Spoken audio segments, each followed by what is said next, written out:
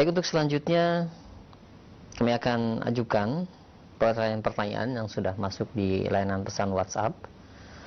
Nah, bagi para pemerhati roja sekalian yang ingin bertanya, silakan Anda bisa mengirimkannya di nomor 0819896543.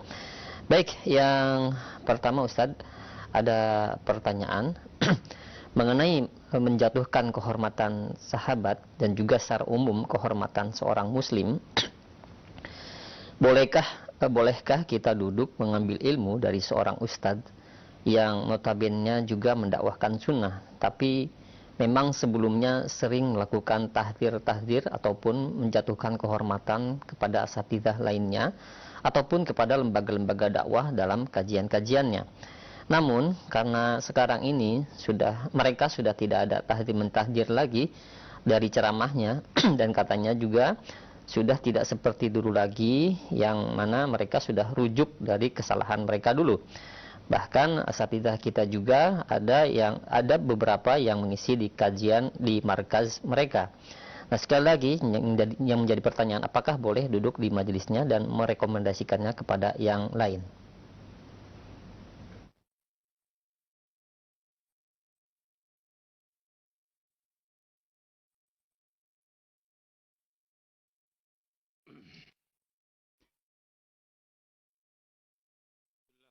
Wassalamu Rasulullah. Asyhadu an la ilaha illallah wa asyhadu anna Muhammadan abduhu wa rasuluh. Allahumma shalli wa sallim wa barik. Ini pertanyaan, kalau dilihat dari pertanyaannya berkaitan dengan laskar jihad kayaknya. Dari pertanyaan itu berkaitan dengan laskar jihad. Ya, antum perlu ketahui juga bahwa laskar jihad ini didirikan oleh Ja'far Umar Thalib rahimahullah sejak 20 tahun yang lalu. Namanya Laskar Jihad. Dari nama ini udah nama yang bid'ah udah. Kemudian berkumpullah karena dia pengen jadi panglima gitu. Bikin Laskar Jihad untuk perang di mana? Ambon. Itu tahun 2000 itu. Kejadian tahun 2000. Tapi sebelumnya Ustaz Ja'far Umar Thalib ini rahimahullah sudah banyak mentahdir semua orang. Jadi yang ada sekarang ini pasukannya yang ada ini. Gitu. Jadi sudah banyak mentahdir. Semua orang ditahdir, termasuk saya juga ditahdir. Saya sahabat dekat dengan beliau dari mulai di pondok sampai keluar pondok. Sampai saya ngajar di Salatiga, Tengaran itu tahun 88 sampai tahun 92 sama beliau juga sama-sama. Sampai keluar, kemudian saya belajar di Syekh Utsaimin rahimahullah, kemudian saya pulang, saya ngajar juga di pondoknya di Jogja, ya Sunnah. Di antara murid-muridnya itu yang sekarang itu yang jelaskan jihad seperti Zulkarnain, Muhammad Sunusi itu tahun 94 tuh, 95 itu dulu belajar sama saya. Masih banyak lagi itu. Puluhan udah yang belajar. Tapi di situ udah mulai mentahdir, dan saya ingatkan tentang tahdir ini bukan baru, dari mulai di Tengaran Salatiga sampai juga di Jogja. Saya kurang lebih 2 tahun yang ngajar di sana. Sampai 96 sampai datangnya Syekh Ali Hasan rahimahullah mendamaikan, tapi terus mulai tahdir terus sampai dirikan Laskar Jihad. Kalau lihat, tapi tetap menisbatkan kepada salaf ini, kelompok ini. Dan kemudian mereka bikin laskar bawa senjata. Yang pertama kali demo di depan istana, ya mereka pertama kali bawa pedang. Pertama kali nisbat kepada salaf. Apa salaf ada yang demo kepada penguasa? Enggak ada. Ini tahun 2000. Waktu itu presidennya Abdurrahman Wahid. Ini antum perhatikan, udah demo. Kemudian berangkat ke Maluku, ke Ambon untuk jihad. Bukan jihad, gak boleh. Kemudian teman-teman waktu itu nanya kepada Syekh Muhammad bin Shalih Utsaimin rahimahullah. Kira-kira 1 bulan atau 2 bulan menjelang beliau meninggal. Karena tahun itu beliau meninggal, Syekh Utsaimin. Dikirim surat oleh Syekh. bahwa ini bukan jihad, bukan, kata Syekh. Bukan jihad. Tapi ini kewajibannya ulil amri. Perselisihan yang terjadi antara orang-orang Nasrani dan umat Islam di Ambon, itu kewajibannya siapa? Penguasa. Kita bantu boleh, tapi menyatakan jihad tidak boleh. Masih belum puas, saya kemudian berangkat. Saya dengan Ustadz Abdurrahman At-Tamimi ke Masyayikh untuk menanyakan apa benar ini jihad yang dimaksud, jihad Islam yang kita harus berperang. Saya berangkat ke Yordan dan juga ke Saudi Arabia untuk menanyakan kepada masyayikh dan ulama di sana. Semua jawabannya sama seperti Syekh Utsaimin rahimahullah. Saya ketemu dengan Syekh Ali Hasan rahimahullah, Syekh Salim Al-Hilali, kemudian saya ketemu dengan Syekh Abdul Muhsin Al-Abad, Syekh Rabi Al-Wad, dan yang lain banyak loh sudah saya ketemu, menanyakan tentang masalah bahwa ini fitnah dan itu bukan jihad. Dan ini terus mereka lakukan sempat setahun atau 2 tahun begitu, kemudian pulang mereka bubar. Tapi tetap fikroh mereka kuat karena syubhat sudah masuk kan di kepalanya. Syubhat untuk mentahdir, syubhat untuk segala macam, itu kuat. Makanya dikatakan oleh para ulama, syubhat kalau sudah masuk tidak akan keluar lagi. Sampai kapan? Sampai hari kiamat. Syubhat, kata para ulama, kalau sudah masuk itu nggak akan keluar sampai hari kiamat. Jadi yang ada di kepala mereka itu, yang mereka tahdir seperti saya, Ustadz Hakim dan segala macam, itu udah bagi mereka apa? Sesat sudah semua. Itu bagi mereka. Seandainya mereka bubar betul, namanya Laskar Jihad bubar, tapi tetap syubhatnya masih kuat. Ratusan orang yang jadi murid saya itu nggak pernah ketemu lagi udah. Bukan satu yang murid saya itu yang ikut Laskar Jihad, ratusan, tapi nggak pernah ketemu, nggak pernah. Kan itu udah makanan tiap hari itu, ngomongin Ustadz Yazid, Ustadz Hakim, Ustadz tiap hari itu makanan tiap hari itu digibahi, tazir. Nah sekarang kemudian katanya mereka tobat, ya urusan mereka dengan siapa? Dengan Allah. Tapi kita lihat muamalahnya nggak ketemu sama kita, tetap tahdirannya juga nggak pernah dicabut itu, nggak ketemu. Kalau tadi disebutkan bahwa dia pernah mentahdir roja, kemudian enggak, kita belum bisa lihat. Sama aja seperti orang-orang yang baru hijrah. Orang baru hijrah, apa kita yakin bahwa mereka tetap istiqomah dengan hijrahnya? Kan belum seperti itu. Nggak usah diangkat, nggak usah dibanggakan, nggak usah dipuji juga, nggak usah. Urusan dia dengan Allah. Gitu. Orang-orang yang sudah belajar dengan kita, yang berjuang di medan dakwah ini banyak sudah. Gitu. Mereka biarkan aja sampai mereka. Kita mengajak mereka untuk kembali tetap gitu. Tapi kenyataan kan nggak ada. Artinya mereka mau ketemu minta maaf nggak pernah. Mereka duduk sama kita, kok kita malah duduk sama mereka? Ini kan kebodohan, kejahilan. Mesti mereka yang datang untuk belajar kepada kita atau duduk bersama kita, bukan kita yang datang ke tempat mereka. Ini nggak benar. Kan orang yang mengikuti pemahaman-pemahaman yang sesat atau syubhat atau yang lain, suruh mereka untuk taubat dulu. Karena secara hukum asal kan nggak boleh belajar dengan mereka. Seperti hadis Nabi SAW, inna min asyratis sa'ah ayultamasal ilmu indal asagir. Di antara tanda kiamat, yaitu orang belajar kepada siapa? Al-asagir, yaitu ahlul bidah. Kalau kita sematkan kepada mereka ahlul bidah, itu nggak zalim kita. Tidak zalim. Karena apa? Mereka juga sudah menuduh kita sebagai ahlul bidah udah puluhan tahun gitu. Kalau kita ngomong sekarang ini sekali ini wajar dong. Karena mereka sudah menuduh kita, cuma nggak lafadznya ahlul bidah. Lafadznya apa? Sururi gitu. Kalau ditanya sururi apa? Nggak tahu sururi itu apa. Nggak tahu mereka. Penisbatan sururi itu mereka nggak tahu. Dan saya sudah jelaskan di buku ini. Di buku Mulia dengan Masalah ini ada penjelasan apa yang dimaksud dengan sururi. Ada di sini lengkap penjelasannya. Jadi kalau udah seperti itu, mestinya jangan gampang-gampang memberikan apa? Tazkiyah. Mungkin nggak orang itu balik lagi, mungkin atau tidak? Mungkin. Banyak kan orang-orang yang baru hijrah balik lagi, ada nggak? Banyak. Gitu. Bagi kita nggak usah muji, apalagi nulis di Facebook. Apa manfaatnya? Apa manfaatnya? Nggak ada manfaat sama sekali. Justru nanti membuat orang ini tertipu gitu dengan ilmunya mereka. Mereka tidak rasakh dalam masalah ilmu, tidak dalam masalah ilmu. Mereka udah buat fitnah ini bukan setahun 2 tahun, berapa tahun? 20 tahun lebih. Bahkan sebelumnya dari tahun 97 itu udah bikin fitnah. Terhadap apa? Terhadap dakwah salaf. Udah merusak nama apa? Nama para dai. Mencemarkan para dai, bukan dosa kecil, dosa besar.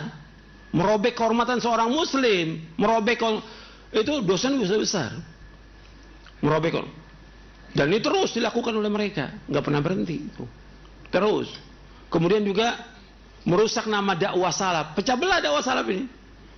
Antum sih nggak ngalami, ya, antum nggak ngalami. Saya pelaku sejarah ini, jadi tahu benar tuh bagaimana sakitnya dicela, diejek, difitnah, dikucilkan oleh mereka. Karena mereka besar waktu itu. Kita 97, 98 masih kecil berapa orang, tapi mereka besar banyak. Gitu. Tapi saya udah bilang ini bakal hancur. Karena orang yang cinta kepada kekuasaan, hubur riasa, kepemimpinan, pasti akan binasa udah. Nggak lama umurnya, paling cuma berapa tahun. 2003 bubar semuanya udah. Nah terus sudah bubar, mesti kan tobat. Ya nggak ada yang datang, ratusan tuh. Yang saya bilang murid-murid saya tuh, yang ustadz, nggak ada yang datang, nggak. Tetap aja. Kenapa? Syubhat udah masuk. Yang ada di kepala mereka, ini nggak boleh belajar sama ini. Akhirnya apa? Mereka rata-rata futur, nggak belajar lagi. Sebagian mereka nggak belajar lagi. Bukannya kita nggak ngajak, kita undang mereka dalam kajian-kajian, bukan enggak. Setiap saya masuk ke daerah, saya undang mereka. Oh, mereka murid saya kok, atau mereka tamatan Madinah murid saya dulunya. Atau mereka belajar di Yaman juga murid saya mereka semuanya. Tapi memang mereka tidak punya adab, itu nggak punya. Gitu. Seperti yang sekarang saya bilang para dai banyak nggak punya adab itu sekarang ini. Permasalahan adab, nggak punya adab sama sekali. Nggak pernah mau ketemu, nggak pernah mau datang, nggak pernah juga. Ya pasti mereka salah lah. Nggak mungkin mereka nggak bicarakan tentang dakwah kita, nggak mungkin udah. Tuduhan banyak dan tuduhan yang sama seperti yang mendirikan Laskar Jihad ini, tuduhan yang sama. Gabung dengan Asofwa, Lajnah Khairiyah, Dewan Dakwah, terakhir Sururi. Itu nggak berubah. Kalau kita tanya buktinya, nggak pernah punya bukti. Mereka nggak punya, sama sekali nggak punya bukti. Tapi yang ada cuma fitnah. Apa nggak dosa? Ya dosa dong. Dosa besar merobek kehormatan seorang muslim. Kita berdakwah untuk menegakkan tauhid, menegakkan sunnah, dituduh oleh mereka apa? Ahlul bidah. Nggak boleh belajar, nggak boleh duduk di majelisnya. Ini udah bukan setahun 2 tahun, puluhan tahun. Kok sekarang tiba-tiba ada ustadz yang ngisi di tempatnya mereka? Ini kan kebodohan, ketololan, gitu. Karena nggak tahu gitu, gampang sekali. Dan kadang-kadang juga baru diajak makan sama mereka udah tazkiyah. Ya Allah, benar-benar keterlaluan ini. Emang kalau kita lihat ya tujuannya mereka itu apa? Cuma dikasih makan, dikasih duit, tazkiyah. Ya Allah, nggak ada harganya dakwah ini. Murah. Ya seperti yang sekarang ini, seperti itu. Nggak bisa nih, dakwah ini besar, ilmu ini besar. Dan sudah diusung udah puluhan tahun untuk menegakkan. Mereka bikin pecah belah umat. Mereka merusak kehormatan para dai. Mereka memfitnah dan segala macam. Mestinya disuruh mereka taubat, bukan datang. Tetap aja orang yang kena syubhat, ente isi 10 kali 20 kali, tetap aja nggak berubah. Kecuali dari hatinya sendiri mereka taubat kepada Allah. Justru dengan itu nggak apa-apa, kita kan juga tahu mereka ngisi nggak bakal terima.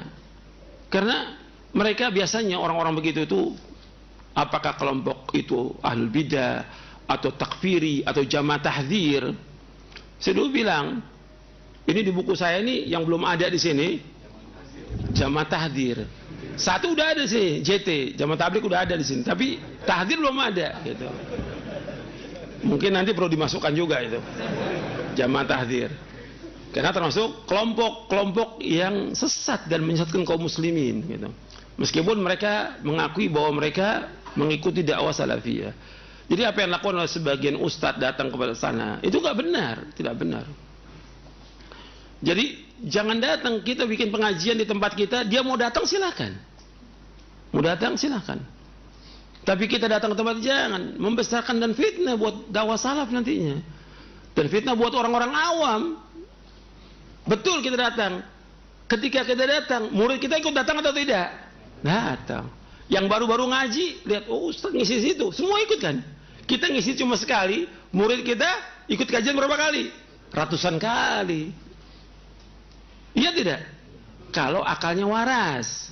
Gitu. Ketika kita ngisi sekali, tujuan mereka apa? Supaya murid kita yang sekian banyak ini datang ke situ. Datang betul. Udah kita ngisi cuma sekali atau 2 kali umumnya. Tapi murid kita karena di situ ada pengajian ustaz-ustaz mereka, ikut ngaji apa tidak? Ngaji. Dapat banyak jamaah mereka. Mestinya enggak begitu. Jangan sekali-kali atau gampang-gampang memberikan tazkiyah kepada orang atau jamaah atau kelompok, jangan. Kita harus wara, takwa kepada Allah. Kita nggak tahu tentang akibat. Dan yang sekarang ini kalau kita lihat sekarang ini, para yang ada ini tidak tahu dan tidak belajar tentang fikul ma'alat. Akibatnya gimana gitu. Seperti waktu saya bicara banyak lah tentang dakwah ini, apa akibatnya? Pasti ada akibat, nggak mungkin enggak. Waktu dulu pembahasan tentang pemilu, saya bilang antum jangan ikut-ikut di sini, udah urusannya urusan banyak kaum muslimin, antum jangan ikut di dalam, jangan ikut ngomong, udah diam aja sudah sebagai rakyat gitu. Diam aja udah. Terserah orang mau milih atau enggak milih, jangan ikut campur dan jangan ngomong. Udah. Karena apa? Nanti akan bahaya, akibatnya bahaya nanti. Ketika udah dia berkelompok milih, nah itu bahaya sudah. Dan ini terjadi. Kita ingatkan. Belum lagi tentang sholat tetap berjamaah atau musibah, pandemi segala macam, tetap di masjid rapat safnya. Ini nggak sholat di rumah. Akibatnya apa? Banyak yang nggak sholat sampai sekarang, nggak ke masjid sampai sekarang. Udah pandeminya udah hilang, nggak sholat di masjid. Dipegang tuh fatwanya sholat di rumah. Makanya kita harus belajar tentang fikul ma'alat. Akibatnya apa nanti? Gitu. Seperti bicara soal donasi saya berkali-kali. Karena ada fikul ma'alat. Akibatnya apa nanti? Berat akibatnya. Dan ini berat, udah terjadi, kita harus bicara, nggak boleh diam. Sama seperti ini. Antum datang ke tempat itu berat nanti. Akibatnya apa? Murid-murid antum akan datang ke sana untuk belajar kepada mereka. Antum cuma ngisi sekali 2 kali. Tapi murid antum akan belajar kepada mereka. Jadi mereka akhirnya. Jadi kelompok baru, jamaah tahdir yang baru. Generasi ke berapa ya? Ke-4 atau ke-5 nih generasinya, nggak tahu nih. Jangan, justru kita ngajak mereka untuk kembali kepada Quran wa sunnah al-fahmi salaf, bergabung dengan kaum muslimin. Bukan kita bergabung dengan mereka, mereka juga bergabung. Karena mereka sudah memisahkan diri dari jamaah kaum muslimin. Dengan mereka demo, dengan mereka mentahdir, udah memisahkan diri. Yang justru mereka harus bergabung dengan kita, bukan kita masuk ke mereka. Jelasin sampai sini. Kalau saya mau cerita panjang ini. Masalah ini. Dan kita sudah memperingatkan mereka bukan sekali 2 kali, berkali-kali. Kepada pendirinya Ja'far Umar Thalib rahimahullah, saya sudah ingatkan di rumahnya. Sampai semua yang ditahdir saya kumpulkan. Ya ini juga bantuan dari beberapa ikhwan di Surabaya. Kita kumpul di Tawangmangu tahun 96. Semua datang, saya, Ustadz Hakim, Ustadz, semua ada Ustadz. Ustadz Abu Nida, Ustadz Aun, semuanya datang itu kumpul di Tawangmangu untuk islah antara Ja'far dengan semuanya. Tapi nggak mau islah. Sudah tahun berikutnya lagi saya datang lagi, nggak tahun itu juga saya masih mengingatkan Ja'far untuk kembali. Gitu. Ini nggak bisa nih tahdir merusak nama dakwah. Tapi nggak mau. Setelah itu karena nggak mau, saya ditahdir malah. Saya dibilang dajjal, syaiton, segala macam. Udah 100 lakop udah. Tapi dakwah tetap jalan. Kita difitnah, segala macam. Kalau udah pimpinannya ngomong begitu, muridnya ikut nggak? Ya ikut muridnya. Dan masih banyak murid sampai sekarang yang seperti itu. Jadi jalan aja terus dakwah. Nggak boleh kita diam. Dan kita harus ingatkan mereka. Tapi jangan kemudian kita gampang-gampang memberi tazkiyah. Ini merusak nama dakwah salaf ini, yang seperti ini.